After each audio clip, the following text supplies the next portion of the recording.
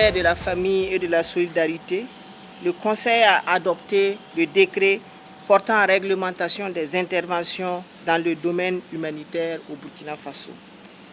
Il faut dire que la crise sécuritaire et humanitaire a entraîné une augmentation significative des interventions de nombreux acteurs humanitaires. Nous avons cité les organisations intergouvernementales, les organisations non gouvernementales nationales et internationales, les associations, les organisations confessionnelles et les partenaires bilatéraux et multilatéraux.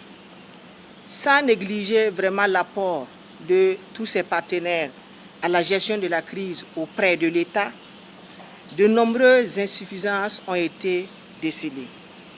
Et en dépit des mécanismes de coordination qui ont été mis en place par le gouvernement, des difficultés persistent, notamment en matière d'encadrement même des interventions, de partage de l'information, de la redevabilité, du respect des priorités nationales, du suivi des activités et du contrôle même de ces acteurs sur le territoire national.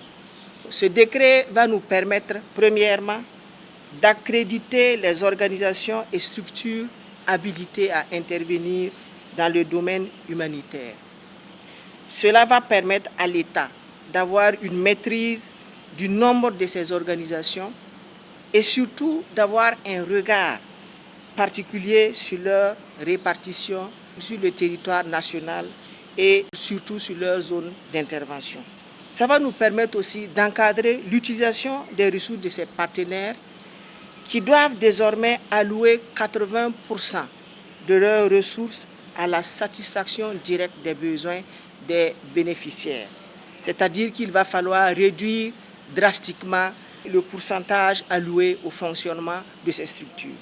Ce décret nous permet de mettre l'accent sur le relèvement précoce. Ainsi, ces organisations doivent consacrer 60% de leur financement pour l'autonomisation des cibles. Donc, simplement dit, c'est de réduire la dépendance des personnes vulnérables face à l'aide et l'assistance prolongée. Donc, ça va nous permettre de mettre l'accent beaucoup plus sur la promotion des activités génératrices de revenus. D'assurer une adéquation entre les dons des interventions humanitaires sur le terrain et les besoins des bénéficiaires. Et aussi aligner ces actions et ces interventions sur les priorités nationales.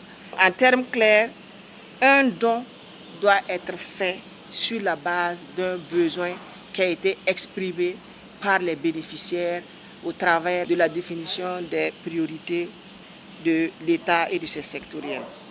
Le décret va nous permettre aussi de réglementer la communication autour des dons qui le plus souvent se fait en ignorance totale de l'image et de la dignité des bénéficiaires.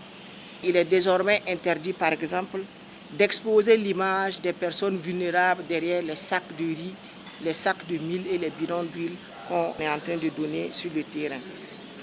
Et ce décret permet de valoriser le contenu local, d'une part, et d'encadrer les dons alimentaires ou ceux jugés infantilisants.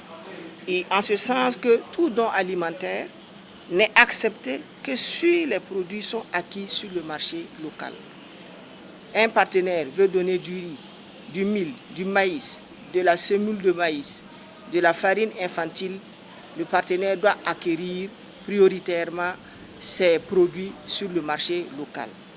Pour conclure, ce décret nous permet de renforcer la gouvernance des interventions dans le domaine humanitaire, d'améliorer la coordination entre les administrations publiques et les partenaires humanitaires, d'assurer une meilleure traçabilité des interventions ainsi qu'un suivi plus efficace des ressources mobilisées.